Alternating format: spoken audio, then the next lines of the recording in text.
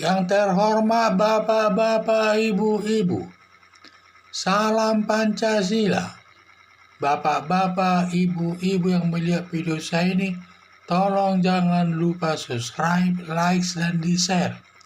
Sifatnya gratis. Saya akan mengomentari Kamis tanggal 8 Juli 2021 ini terkait dengan Anies Baswedan sidak salah kamar. Kota Jakarta diliputi rasa ketakutan, sangat-sangat ketakutan karena meningkatnya virus corona yang sudah mencapai tingkat mengkhawatirkan dan sudah mencapai 9.000 orang per hari korban, baik dia korban sakit dan juga korban mati. Berakibat Presiden Joko Widodo menerapkan darurat daripada PPKM. PPKM ini peraturan pembatasan kegiatan masyarakat. Jadi semua perusahaan tidak boleh masuk kantor dan masjid dan gereja pun ditutup.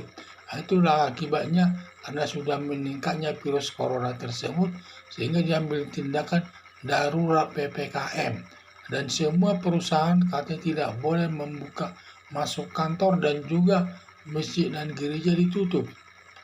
Untuk mengawasi ketertiban dalam pelaksanaannya, memeriksa perusahaan-perusahaan di mana Anies Baswedan melakukan pemeriksaan perusahaan-perusahaan yang sebutnya sidak lah ya.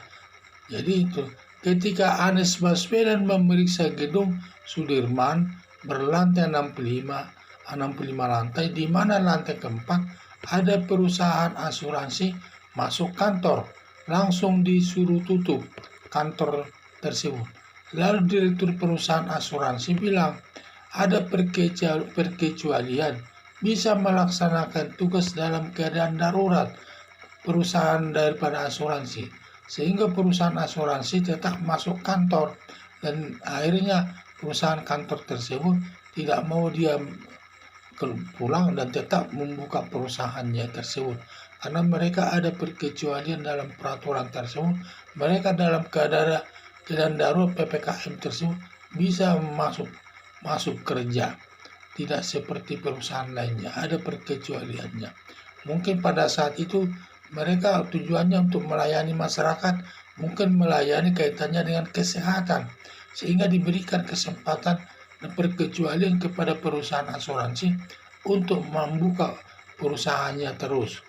Anies Baswedan salah kamar dalam melakukan sidak ke perusahaan asuransi yang cukup memalukan ini.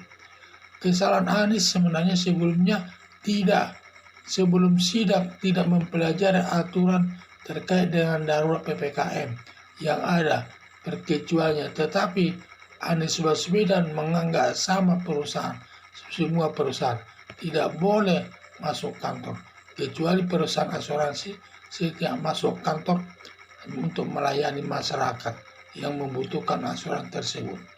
Akhirnya saja Anies Baswedan ini dalam bertindak tidak mempelajari aturannya dulu terkait dengan keadaan darurat PPKM tersebut.